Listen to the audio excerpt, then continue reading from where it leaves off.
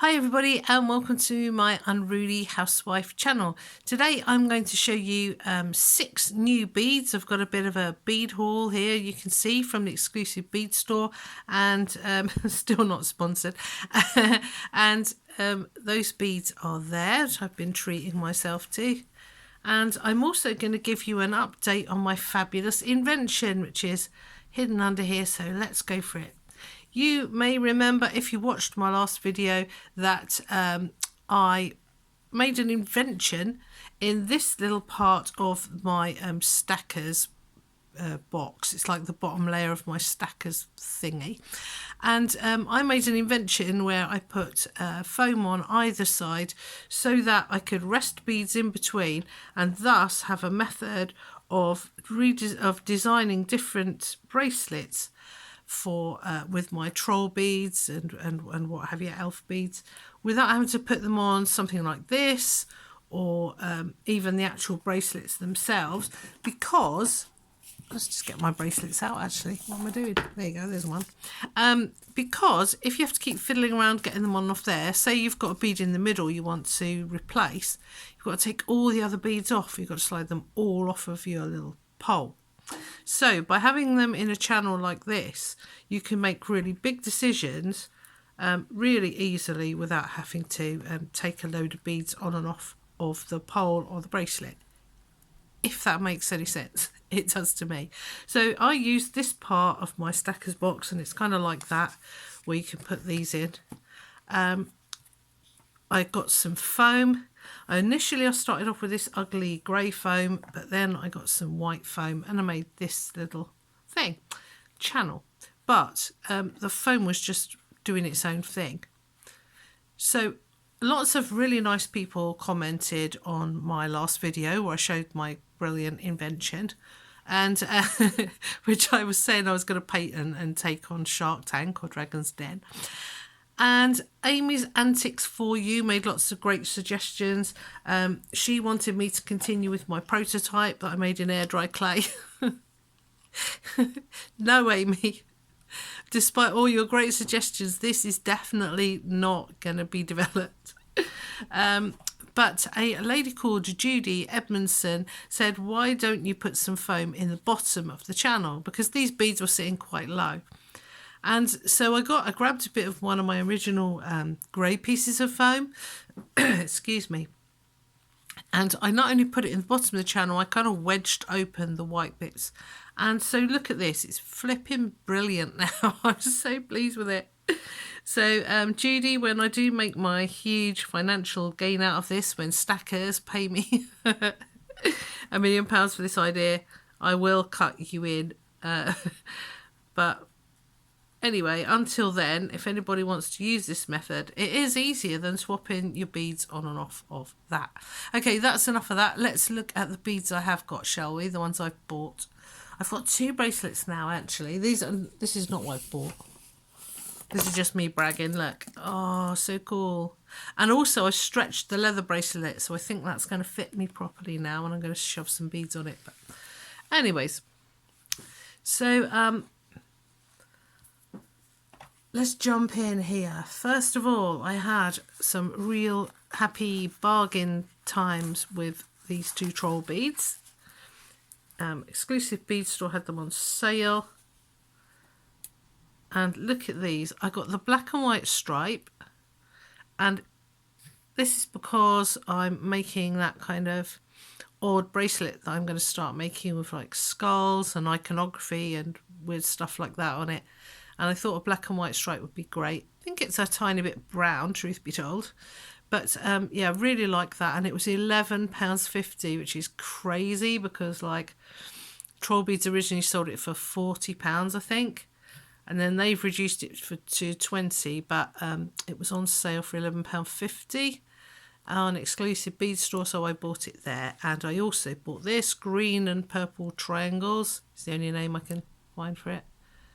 And I thought that would be nice on my garden bracelet.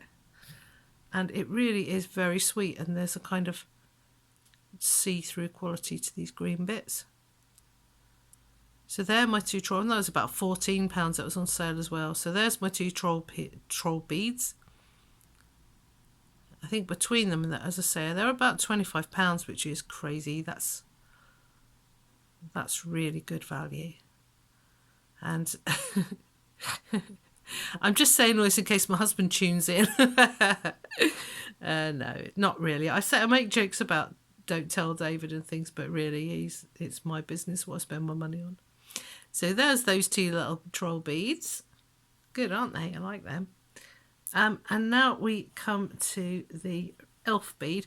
I'm doing the red barley frog thing last because I've got 3 silver charms there, and the last one is going to be a little charm to remind us of my cat Maisie, who was put to sleep recently. Bless her. Okay, so oops, let's get this in. This is quite hard to sort of focus in on because it's very, look at it, it's crazy. Look how beautiful this is. I think it's called Blush Flames. It's an elf bead and I absolutely love it. I think that's beautiful. When people wonder why I get excited about beads, if they see this, surely they'll be a convert. So that's the elf bead. Look how beautiful. I'm going to stop now because I'm going crazy with it.